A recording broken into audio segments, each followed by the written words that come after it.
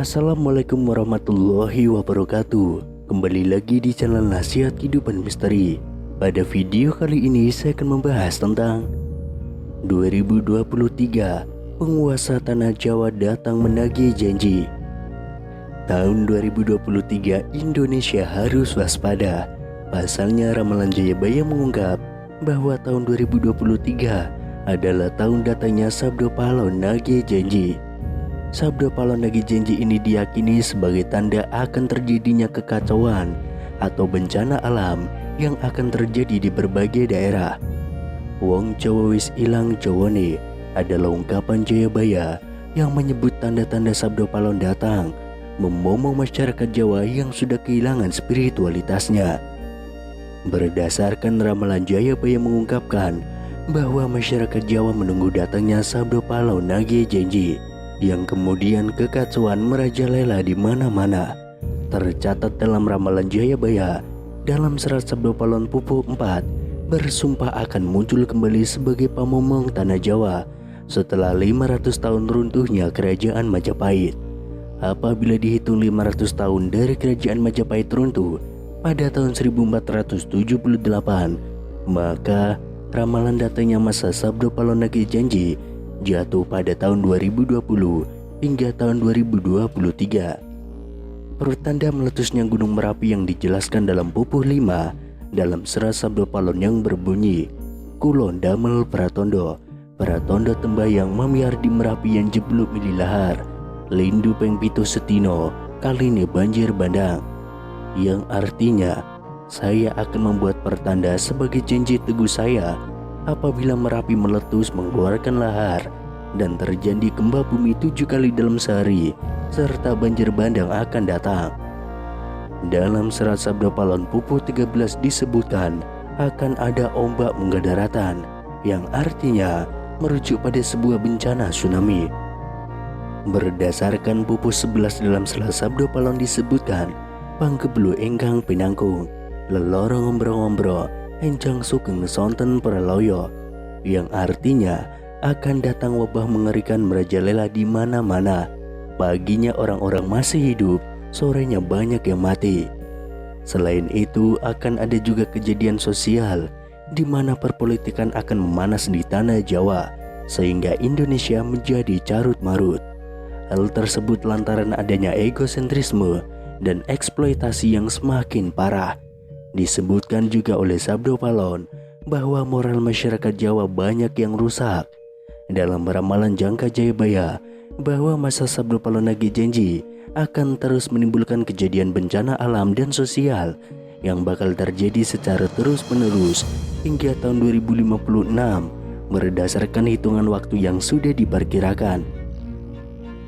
Tidak hanya tentang wilayah Pulau Jawa yang disebutkan oleh Sabdo Palon dalam ramalan Jangka Jayabaya, tapi masa Sabdo Palon meliputi satu Nusantara atau Indonesia. Itu artinya dari Sabang sampai Merauke diramalkan sama-sama akan mengalami kejadian bencana alam dan sosial yang sama. Datangnya rentetan peristiwa tersebut akan terjadi secara beruntun atau silih berganti dan tidak menentu.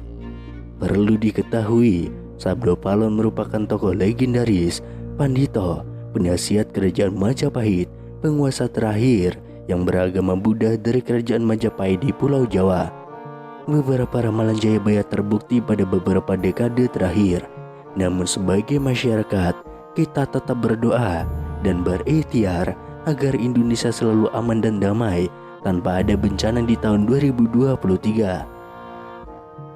Sabdo Palon nagih janji ini berawal saat Pulau Jawa dikenal angker pada zaman dahulu, hingga Syekh Subakir yang diutus menyebarkan agama Islam harus menghadapi tantangan hingga membuat perjanjian Sabdo Palon dengan Roh Penguasa wilayah yakni Ki Semar Badranaya.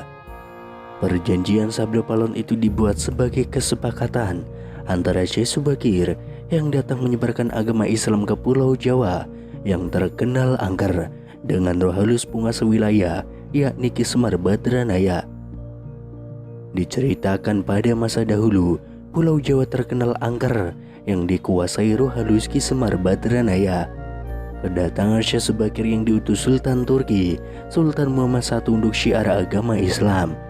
Setelah keduanya terlibat pertempuran dan sama-sama kuat, Syekh Subakir dan Ki Semar Badranaya akhirnya membuat kesepakatan melalui sebuah perjanjian yang disebut Sabdo Palon.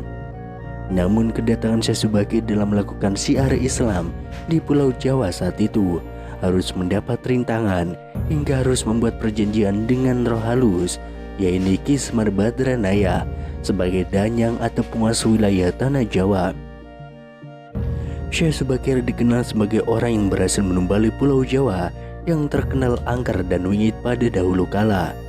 Saat itu Sultan Turki, Sultan Muhammad I mendapatkan petunjuk untuk melakukan penyebaran Islam di Pulau Jawa, sebuah tempat di tanah Jawa yang dalam pengaruh Manggis begitu kuat. Mulai dari jin hingga setan menghuni setiap sudut tanah Jawa yang saat itu masih berbentuk hutan belantara. Diutuslah rombongan para alim ulama untuk mendatangi Pulau Jawa guna menyebarkan syiar Islam. Namun alangkah terkejutnya Sultan Muhammad I karena hampir seluruh rombongan tersebut tewas akibat perbuatan para lelembut penduduk tanah Jawa yang tidak mau menerima ajaran Islam. Namun petunjuk harus dijalankan, sehingga utusan berikutnya dikirim ke Pulau Jawa yang angker itu.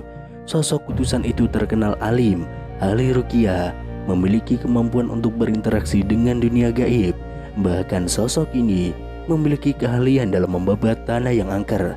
Dialah Syekh Subakir yang memiliki nama asli Syekh Tambu Ali bin Syekh Bakir, berasal dari tanah Persia atau yang sekarang lebih dikenal dengan negara Iran, yang langsung berlayar ke Pulau Jawa atas perintah Sultan Muhammad I.